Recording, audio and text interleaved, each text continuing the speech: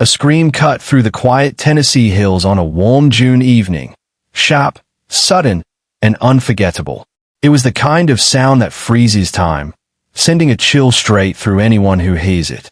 That scream, neighbors would later recall, was a moment the calm of Ben Hill Road shattered. The moment that began one of the most haunting mysteries in recent American memory, the disappearance of 5-year-old Summer Wells. Before we continue, hit the subscribe button and turn on notifications so you don't miss verified updates on this story and others like it. On June 15, 2021, as dusk settled over Rogersville, Tennessee, the Wells family home sat tucked in a quiet pocket of Hawkins County. It was the kind of rural landscape where you could hear a car long before it appeared, where the stillness of the evening made even the smallest sound travel far. But that night, the stillness was broken. Around twilight, a piercing scream tore through the air. It wasn't long or drawn out, just a brief, shrill cry that jolted several nearby families into alarm. For many, that sound marked the beginning of the nightmare. Within hours, the name Summer Wells would spread through phones, social media posts, and police scanners. By midnight, the community was searching. What happened between that scream and the moment the Wells family realized their daughter was missing remains one of the most debated, confusing timelines in the case. Some witnesses said the scream came from the wooded area near the Wells property. Others weren't so sure. They heard it but couldn't tell the direction. That uncertainty, born in those few seconds of chaos, would go on to define much of the investigation that followed. Among those who heard the sound that night was neighbor Jody Sue, a mother who lived with her 2 children just across the way. Her family's home sat close enough to hear movement, voices, even the occasional clang of machinery echoing across the hollows. When that scream rang out, her instincts kicked in. Jody Sue later told investigators it was like nothing she'd ever heard before. Not an animal, not a mechanical noise, but something raw and human. She described the moment vividly. Her children froze, her heart started racing, and within seconds, she was at the door, scanning the road and the tree line. There was movement, she said, a flicker of something down by the creek that separates her property from the Wells. It was gone just as quickly as it appeared.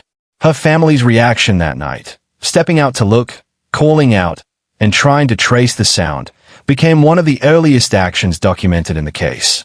Investigators would later retrace those steps again and again, trying to determine whether the scream coincided with Summer's disappearance. In the chaos that followed, people began shouting for the little girl, combing through brush and woods with flashlights. Jody Sue's family wasn't alone. Several neighbors joined the effort almost immediately. That first hour, fueled by panic and fear, was a rush of voices, boots, and phone calls. But even as people searched, the uncertainty grew. Was that scream really connected to Summer? Or was it something else entirely? A coincidence that would forever shadow the case. Investigators quickly recognized something important about the geography of Ben Hill Road. The Wells home sat in a small dip of land, surrounded by hills and trees that created natural sound barriers.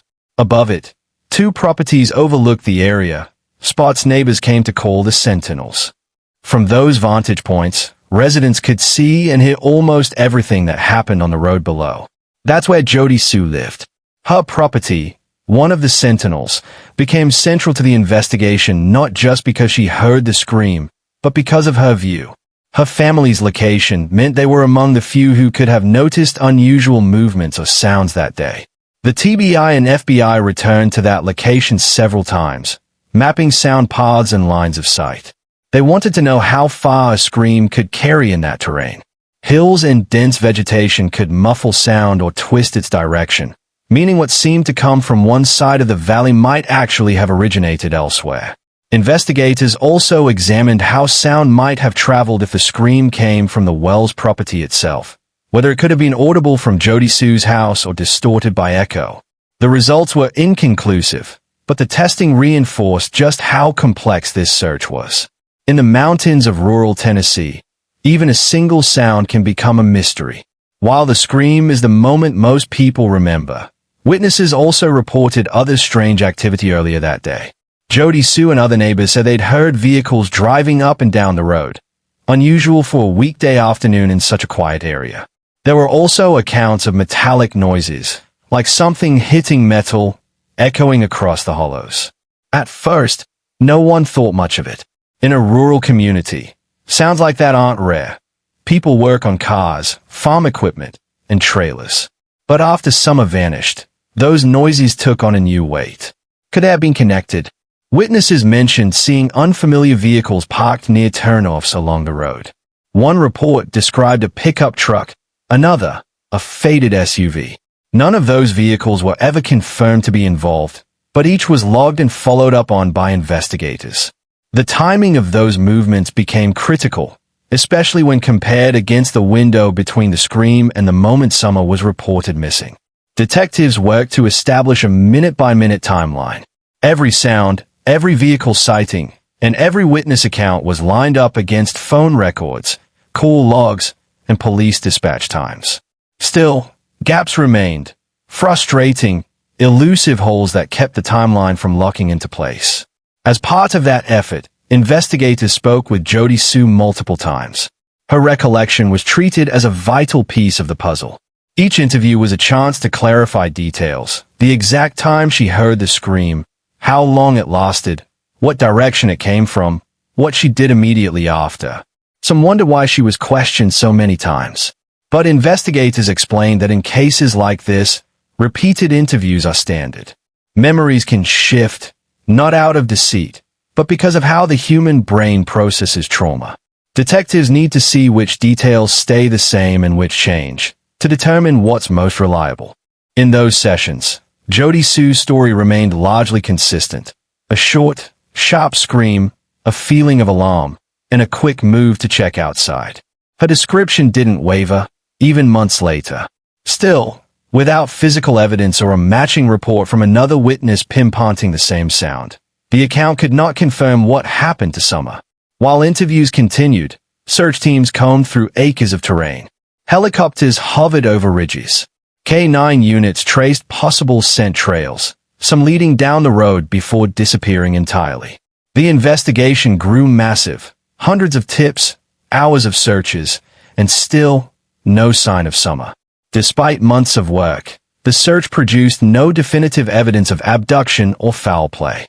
The Sheriff's Office and the Tennessee Bureau of Investigation both stated publicly that there was no proof someone had taken Summer from the property. That revelation split the community. For some, it was reassuring. Maybe the little girl had wandered off and would someday be found. For others, it deepened the sense of confusion. If there was no abduction, then what had happened? The lack of physical evidence was one of the most confounding parts of the case. No footprints leading away from the house. No tire tracks tied to the timeline. No clothing, no object out of place. The property was combed repeatedly, but nothing tied directly to the child's disappearance was ever recovered. Search dogs followed a scent down a path toward the road, only for it to vanish suddenly, a result that sparked endless debate. Some interpreted it as proof Summer had been picked up by a vehicle. Others pointed out that wind, terrain, or human contamination could easily break a scent trail.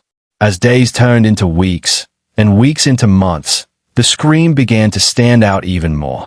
It was the one vivid, tangible thing that someone claimed to have experienced firsthand that night. But without evidence to back it up, it remained only that, a sound, suspended in uncertainty.